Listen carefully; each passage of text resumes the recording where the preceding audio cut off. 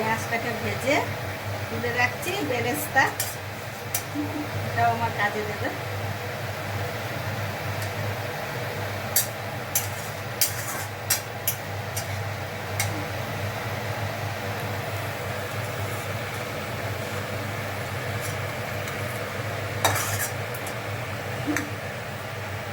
এই তেলে মাছ ভাজবার আগে এই যে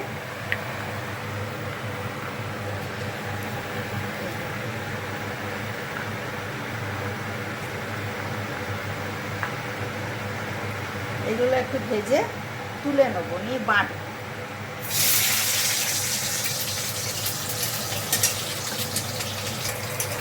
এই যে হয়ে গেছে, এটাকে তুলে নিচ্ছি। আজকে আমার খুব হাতে ব্যথা, শিলে বাটবো না, মিক্সিতেই বেটে নেবো। আর এই পেঁয়াজটাকেও অল্প করে ভেজে তুলে নেবো, বেটে নেবো একসাথে।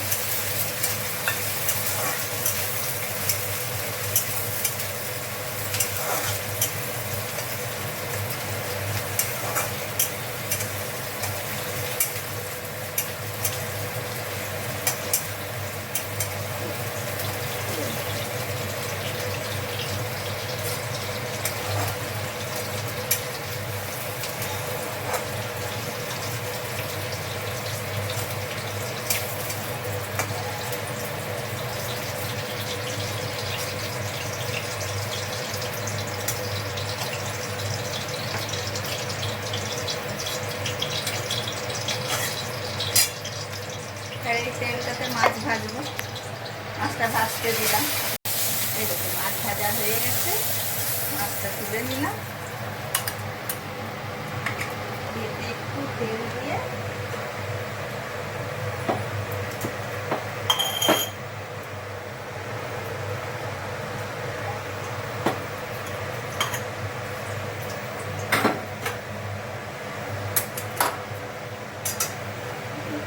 এবার এই যে মশলাটা দেখালাম, ভাজা রসুন, আদা, পেঁয়াজ, লঙ্কা ভেজে নিয়ে বাটলাম, সেই মশলাটা এই তেলটার মধ্যে দিয়ে দিলাম।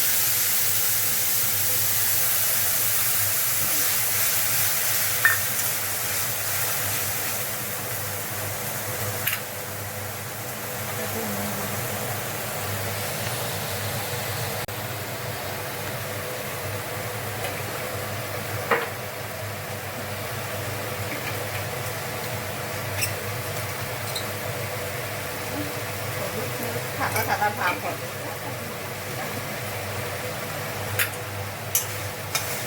ভাজা হবে।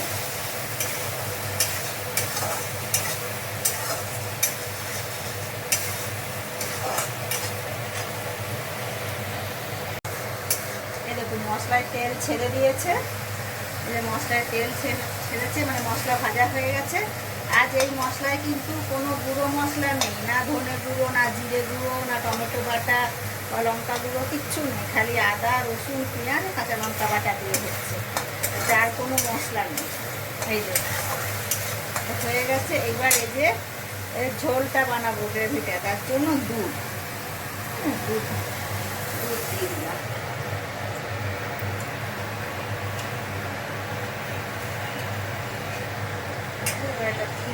মাছগুলো দেবো,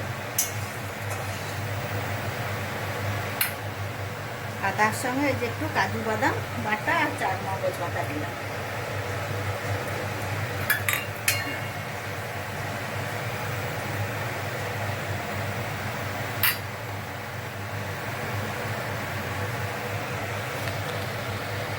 দেখুন গ্রেভিটা হয়ে গেছে, ফুটে গেছে। এরপরে এতে মাছগুলো দিয়ে দেবো।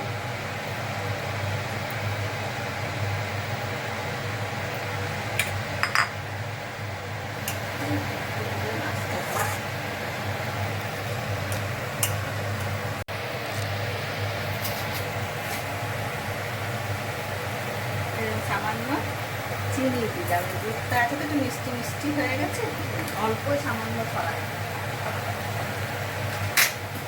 এটাতে আপনারা ঘি বা গরম মশলা দিতে পারেন, আমি দিলাম না, কারণ এখন আপনাদের দাদার শরীরটা ভালো না, খাচ্ছে না এত রিচ, আর একটু রিচ হয়ে যাবে বলে ঘি গরম মশলাটা দিলাম না, আর ওপর থেকে ঘি গরম মশলা দিলে পরে আরও খেতে ভালো লাগে।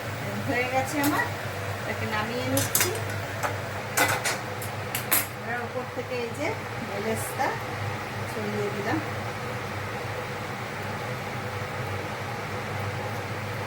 একটু কাঁচা লঙ্কা দিয়ে দিলাম।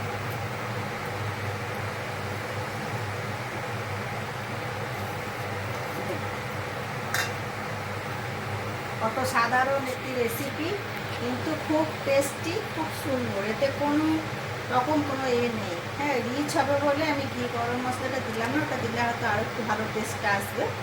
আপনারা বানাবেন ঘরে, না গুঁড়ো মশলা আজকে নেই, কোনো পাট নেই। আপনারা বানিয়ে দেখবেন, খাবেন, আমাকে কমেন্ট করবেন, ভালো লাগলে পাশে থাকবেন, সাবস্ক্রাইব করবেন। আশা করি ভালোই লাগবে।